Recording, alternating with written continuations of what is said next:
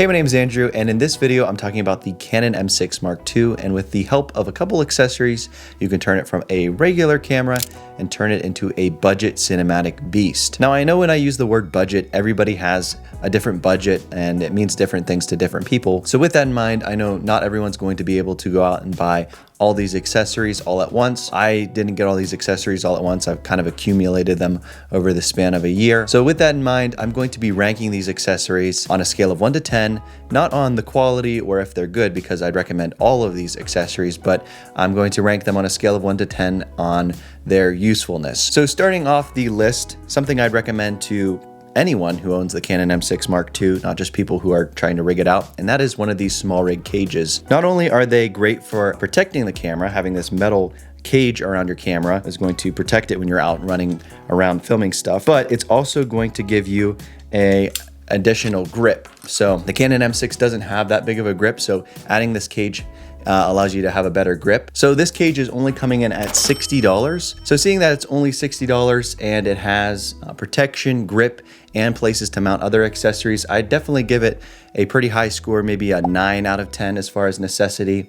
So that's the first accessory. I definitely highly recommend picking one up. Links, by the way, are in the description, so if you want to check any of these out, you know where to find them. Now the next accessory is a top handle. I have two options, but I think this is probably the better one, so I'm going to talk about this one.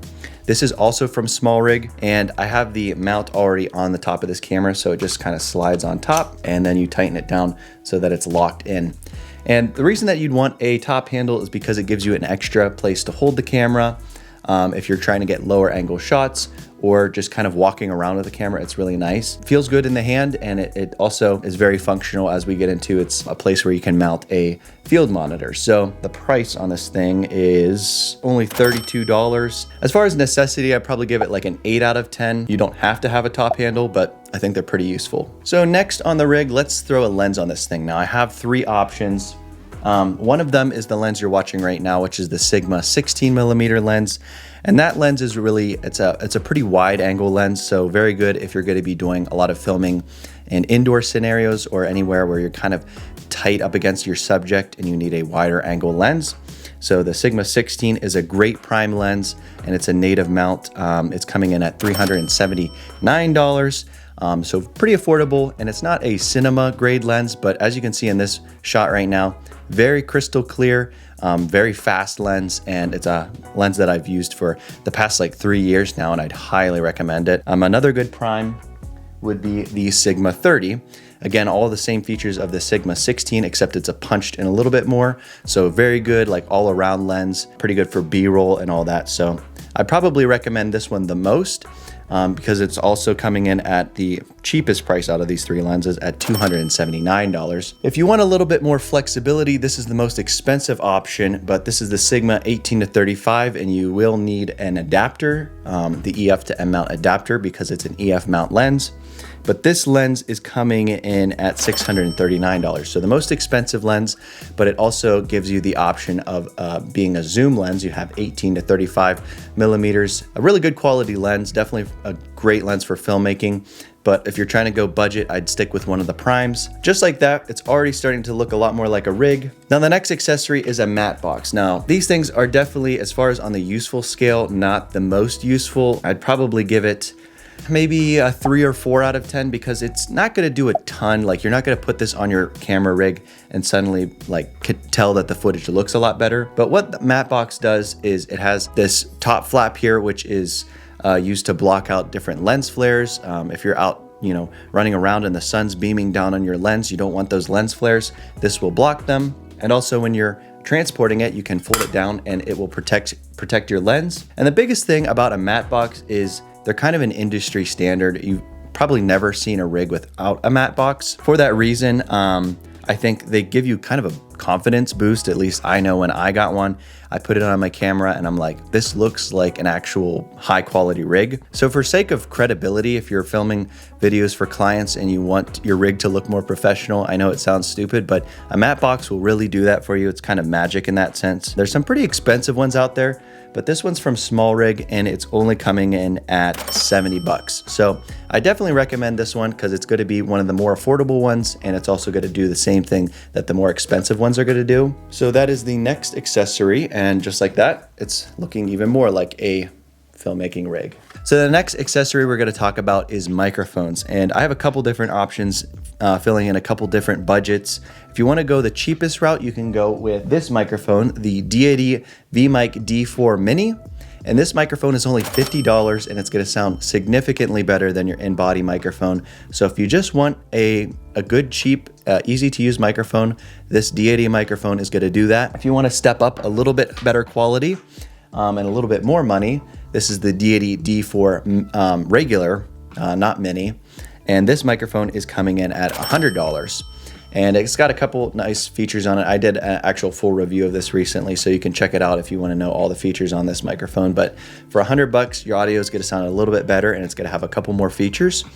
And then if you want to go the highest quality route, you can get the Sennheiser MKE 400, which I think sounds the best, but it's also going to be the most expensive, coming in at $200. If you need wireless option, can't go wrong with the Fulame X5. This is I think $130 microphone system.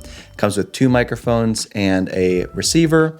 And this is just a great little kit if you need to get wireless audio. For the sake of this rig right now, I'm gonna put on the D80 D4. Rig's looking even more professional. You know, the thing I forgot to mention is the ranking on a microphone.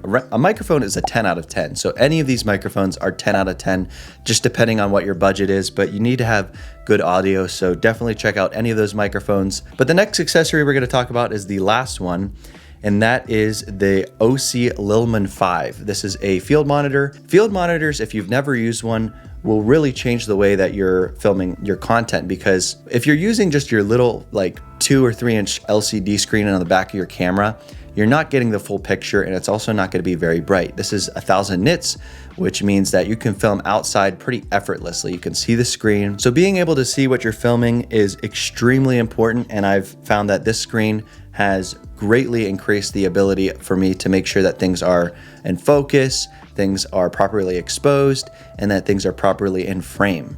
So I definitely recommend it, but field monitors are pretty expensive. This one's actually a great deal. This is only $189. As far as a ranking on this, I think you can go without it. I definitely have for a while, but now that I have it, I'm like, man, I wish I would have gotten this sooner. So I probably give it a 6 or 7 out of 10. You will need to purchase an NPF battery and a cable. So just over $225 for the field monitor is going to greatly increase the ability to see what you're filming. And just like that, you have a professional rig to go film all your projects, whether you're filming wedding videos, short films, like commercials, anything that you're filming. All these accessories are going to increase the ability to not only film it in person, but the quality of your content too. And I think that paired with the Canon M6 Mark II, which I think is a great video camera, and I've been using it for a lot of like professional work, and it's done a really good job. So one of the big pros of this rig is that it's not super big. It's small enough that you can kind of be on the move, and it's not going to be like at the end of the day my arms are about to fall off. So I'd highly recommend all these accessories. But that is my rig. If you guys have any questions or comments at all, leave them in the comment section below.